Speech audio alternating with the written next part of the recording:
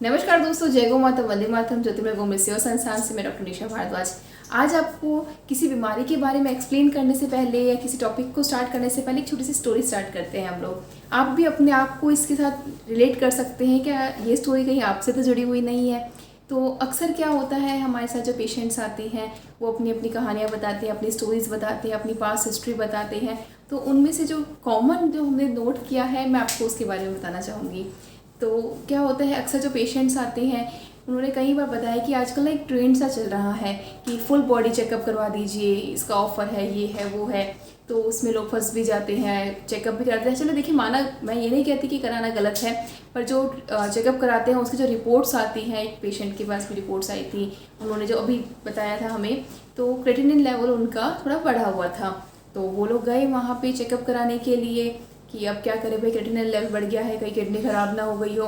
तो डॉक्टर्स के पास जाते हैं, चेक करवाते हैं और उन्हें कहा जाता है कि आपका जो क्रेटिनिन लेवल है वो बढ़ा हुआ है, मतलब किडनी ख़राब हो गई है। सबसे कॉमन वर्ड आपने भी सुना होगा कि किडनी ख़राब हो गई है, मतलब किडनी सूख गई है, किडनी काम नहीं कर रही है, किडनी श्रिंक हो गई है, इस तरह से। ठीक है, अब सबसे पहले आपके माइंड में आया होगा कि किडनी काम क्या करती है भाई, ऐसा कौन सा काम था जो किडनी कर रही थी अब करना बंद हो गई, जैसे बॉडी में अफेक्ट होने लग गया है। तो पहले स्टोरी को पॉज करते हुए मैं आपको बताना चाहूँगी कि किडनी का काम है कि बॉडी में जो ब्लड सर्कुलेट हो रहा है, हमारे शरीर में जो रक्त बह रहा है, उसको फिल्टर करने का काम करती है।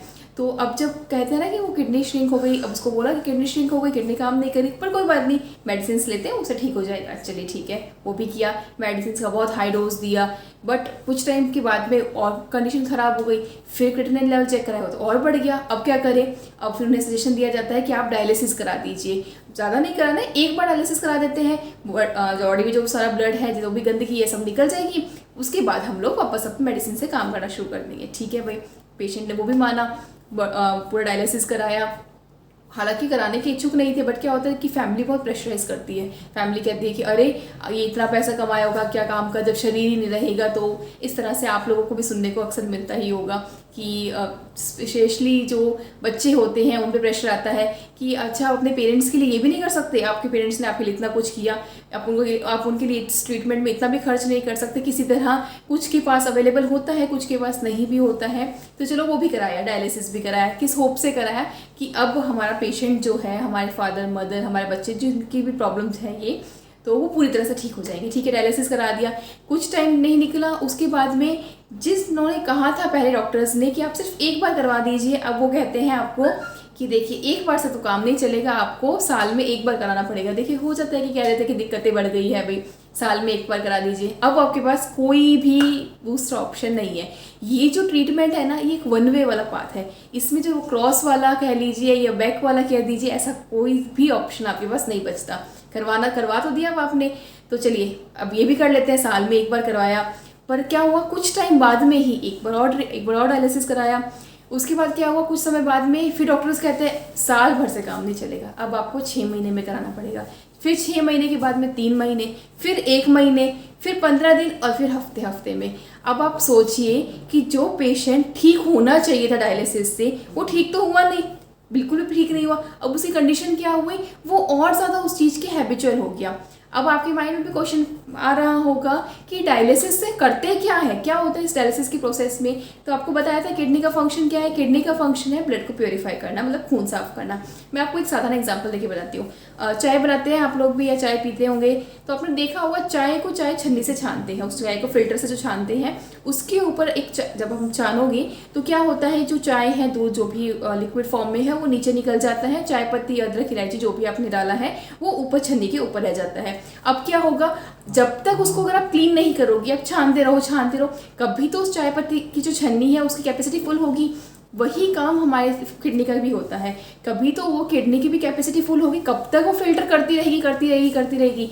वो किडनी कब श्रिंक होती है, कब डैमेज होती है, जब वो फिल्टर करना बंद कर देती है। तो अब डायलिसिस के प्रोसेस में क्या होता है, जो काम किडनी का था, किडनी का काम था ब्लड प्योरीफाई करना, किडनी से हो नहीं रहा है तो मशीन लगाई और मशीन के थ्रू आपका पूरी बॉडी में ब्लड प्योरीफाई कर दिया। ठीक है, एक बार कर दिया, उसके बाद दूसरी बार कर दिया, तीसरी बार कर दिया। देखिए हमेशा याद रखिए, जो काम आपको इजीली मिल जाए ना, जो चीज़ आपको इजीली मिल जाए ना, उसको आप लोग बहुत ग्रांटेड ले लेते हैं। वही चीज़ हमारा शरीर करता है, वही चीज़ हमारी किडनी भी कर रही है। किडनी का काम ब्लड प्योरीफाई करना था, लेकिन उसका काम मशीन ने कर दिया। उसने ग्रांटेड ले लिया, ठीक है भाई मशीन कर देगी, वो क्यों करेगी। अब उसने क्या करा, जो ब्लड प्योरीफिकेशन का काम था वो बिल्कुल ही बंद कर दिया। अब आप आ गए किस पे, पूरी तरह मशीन्स पे। अब आप कहेंगे कि ये काम किडनी नहीं करी, अब हम कैसे कराएं भाई, किडनी से हम कैसे कराएं। चलो बच्चा हो तो डांट के करवा दें, कोई इंसान हो तो करवा दे। बॉडी पार्ट को कैसे काम करवाए, तो बॉडी पार्ट को काम करवाने के लिए क्या करना है, कुछ चीज़ों का ध्यान रखना है। देखिए हमेशा ना prevention is always better than cure.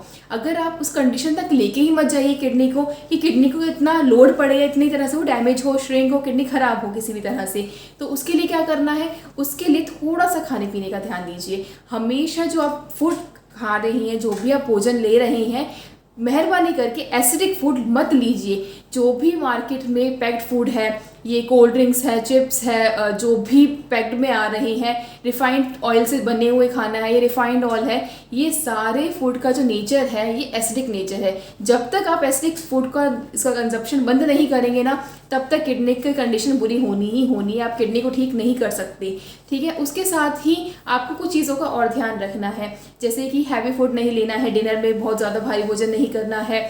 आप अच्छा एक चीज़ और कि डॉक्टर्स कहते हैं कि ना जब किडनी खराब होने लग जाए, मतलब स्टार्टिंग है, डायलिसिस नहीं हुआ है, उससे पहले कहते हैं कि अब आप एक काम कीजिए, पानी बिल्कुल बंद कर दीजिए, या फिर पानी का जो आपका कंजप्शन है वो सिर्फ दिन का 1 लीटर आधा लीटर पानी कर दीजिए। देखिए किडनी को भी तो आपका काम, किडनी क्या काम कर रही है, ब्लड फिल्टर कर रही है, लेकिन किडनी को कौन साफ करेगा, किडनी को कौन फिल्टर करेगा। तो किडनी को जो साफ करने का काम है, पहला काम तो हो गया कि हमने जो भोजन लिया वो अल्कलाइन ले लिया, उससे किडनी पे ज़्यादा अफेक्ट ही नहीं पड़ेगा, ज़्यादा दबाव ही नहीं पड़ेगा, तो वो उसका हेल्प करेगा। दूसरा, जो गंदगी जमा हो गई है उसको कौन सही करेगा, उसके लिए सबसे बेस्ट ऑप्शन ही है पानी का कंजप्शन। आप पानी पीजिए सबसे, और देखिए सबसे बेस्ट टाइम कब है पानी पीने का, वो है मॉर्निंग में ऊषा पान। हम अक्सर आपको सभी को कहते हैं, जब भी हमारे पास पेशेंट्स आते हैं या जो स्वस्थ व्यक्ति भी हैं, उन्हें हम हमेशा सलाह देते हैं कि सबसे पहले सुबह उठ के ऊषा पान आपको ज़रूर करना है। ऊषा पान में कम से कम आधा 1-1.5 लीटर जितना आप पी सकते हैं गुनगुना पानी पीजिए, बैठकर पीजिए, उखड़ू अवस्था में पीते हैं सबसे उत्तम है, तो उसका काम कीजिए। वो क्या करेगा, सबसे अच्छा तरीके से किडनी को साफ करेगा, ठीक है। ये चीज़ कर दी। इसके बाद में एक आपको कहा जाता है कि सॉल्ट बंद कर दीजिए, नमक खाना बिल्कुल बंद कर दीजिए। नमक हम भी अवॉइड करवाते हैं, कौन सा, जो आयोडाइज सॉल्ट हो। जो प्राकृतिक रूप से हमें नमक मिल रहा है, सेंधा नमक, काला नमक, आप उसको ले सकते हैं, कोई दिक्कत नहीं होगी। हालांकि इसका कंजप्शन एक लिमिट में ही होना चाहिए। अननेसेसरी कोई भी चीज़ आप ज़्यादा लेते हैं वो को नुकसान ही करती है, तो इन चीज़ों का आपको ध्यान रखना है। देखिए हमेशा ध्यान रखिए कि जो डायलिसिस का मकड़ जाल है ना, उसमें मत फंसिए। अगर इसमें एक बार फंस गए, मैंने आपको पहले भी कहा था ये वन वे है, अगर आप इसमें फंस गए ना तो चलते जाएंगे चलते जाएंगे चलते जाएंगे, और डायलिसिस के बाद में मौत निश्चित ही है। मरना सभी को है, लेकिन बीमार होकर मत मरिए। अब जब मरना ही है तो अच्छे से स्वस्थ रह के ही मरिए ना। 100 साल तो जिए, नहीं भी जीना है, जितना भी जीना है कम से कम हेल्दी लाइफ जीनी है, किसी पे हमें डिपेंडेंट नहीं होना है। बट अगर आपने डायलिसिस, अच्छा एक चीज़ और कि जो डायलिसिस के पेशेंट्स आते हैं ना हमारे पास, अक्सर हम उनसे पूछते हैं कि चलो ठीक है आप डायलिसिस करा रहे हैं, वो हमसे पूछते हैं हमारे बंद हो जाएंगे डायलिसिस होना, हम नॉर्मल लाइफ जी पाएंगे, तो बिल्कुल डेफिनेटली कोई दिक्कत नहीं होगी, आप जी पाएंगे। बट हम उनसे जब पूछते हैं ना कि आपका शेड्यूल क्या है, आपका भोजन क्या है, क्या क्या दिनचर्या में है, तो वो कहते हैं कि हम लोगों को चाय के लिए डॉक्टर्स ने मना नहीं किया, हम पी सकते हैं, डायलिसिस करा रहे हैं, हमारी बॉडी फिल्टर हो जाएगी, हम लोग नॉर्मली कुछ भी खा सकते हैं, हमारी बॉडी फिल्टर हो जाएगी। देखिए चाय पी रही हैं, चाय सबसे ज़्यादा एसिडिक नेचर है, आप चाय पी रही हैं और मशीन से अपना ब्लड फिल्टर कर रहे हैं, क्या ये सेंसिबिलिटी वाली चीज़ है? आप खुद सोच के देखिए, आप ऐसा भोजन कर ही क्यों रही हैं? आप किडनी को अपना फंक्शन करने ही नहीं दे रहे हैं, उस पर ऑलरेडी प्रेशर आया हुआ है। आप और अच्छा उसके बाद में क्या करते हैं, मेडिसिन का भी बहुत है कि कुछ भी प्रॉब्लम हो रही है, आज के टाइम में दर्द होता है, सर दर्द है, हाथ पैर में ज़रा सा दर्द हुआ, स्टेरॉइड्स ले लिए, टैबलेट्स ले लिए, उसका भी इफेक्ट किडनी पे पड़ता है। तो मेहरबानी करके वो भी बिल्कुल ही मत लीजिए। छोटा मोटा दर्द है, आप घर पे होम रेमेडीज से आयुर्वेदिक उपचार करके आप ठीक कर सकते हैं। हर चीज़ के लिए टैबलेट्स लेने की, स्टेरॉइड्स लेने की बिल्कुल आवश्यकता नहीं है, उसका इफेक्ट किडनी पे पड़ता है, वो नहीं करना है। चाय नहीं पीनी है, फास्ट फूड नहीं खाना है, रिफाइंड फूड बिल्कुल बंद कर दीजिए, बाहर का खाना बिल्कुल नहीं खाना है, घर का भोजन आप बिल्कुल ले सकते हैं। सुबह खाना है वो आप भारी भोजन ले सकते हैं, पर रात का भोजन बिल्कुल लाइट फूड लेना है। पानी, उषा पान में 1 से 1.5 लीटर पानी पीना है सुबह सुबह। अब बताइए 7-8 पॉइंट है, क्या मुश्किल है ये सब करने में? लेकिन जो व्यक्ति डायलिसिस कर रहा है ना, एक बार आप उससे ज़रूर पूछिएगा, अगर उसने 7-8 चीज़ें पहले कर दी होती ना तो डायलिसिस की ज़रूरत नहीं होती। और इन पॉइंट्स को अपनी डेली लाइफ में एज्यूम करना, इनको कंजप्शन करना बहुत ईजी है डायलिसिस कराने से। तो आप भी ये सब चीज़ों का ध्यान रखिएगा। डायलिसिस की आवश्यकता कभी लाइफ में नहीं पड़ेगी। और जो पेशेंट डायलिसिस करा रही हैं उनका भी डायलिसिस बंद होता है। कैसे होता है आप हमसे संपर्क कीजिएगा, संस्थान से संपर्क कीजिएगा। आपको कोई भी किसी भी तरह का असाध्य रोग हो आप संस्थान में संपर्क कर सकते हैं, जानकारी ले सकते हैं। धन्यवाद दोस्तों। जय गौ माता, वंदे मातरम।